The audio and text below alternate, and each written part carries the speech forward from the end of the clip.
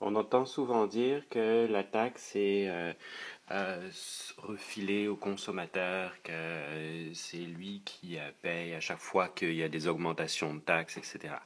Alors la question qui est en arrière, c'est celle du fardeau fiscal.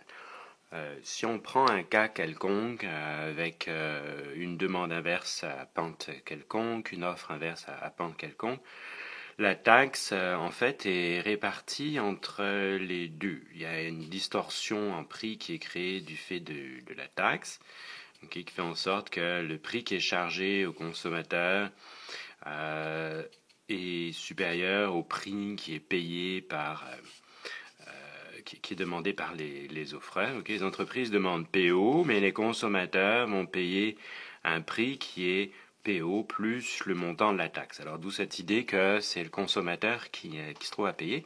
Mais en fait, ce dont on se rend compte, c'est que par rapport à la situation d'équilibre initiale, la surcharge qui est demandée au consommateur, dans un cas quelconque de même, correspond simplement à la moitié. Il y a une partie du fardeau fiscal ici qui est en fait supportée par les entreprises.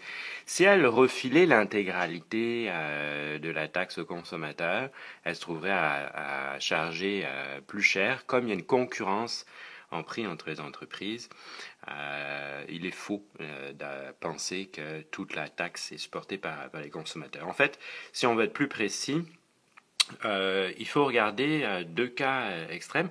Dans un cas, on va avoir une demande très verticale, c'est-à-dire que même si on a de grosses variations en prix, la quantité ne bouge pas. Donc c'est le cas d'une demande qui est inélastique ici. Pour une offre qui, elle, va rester quelconque. Et puis, dans l'autre situation, on va avoir cette fois-ci une offre inélastique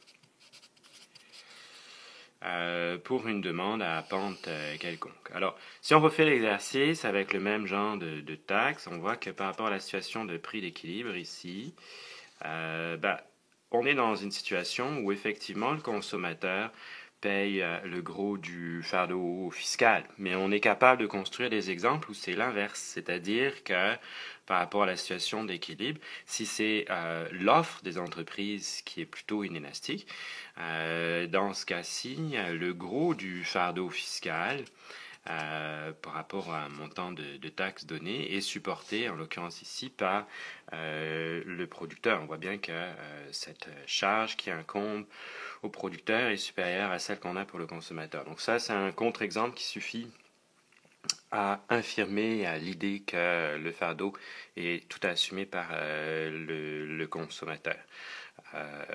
La morale de l'histoire, en fait, c'est que l'agent économique qui supporte le plus gros fardeau fiscal est celui dont la fonction est la plus inélastique.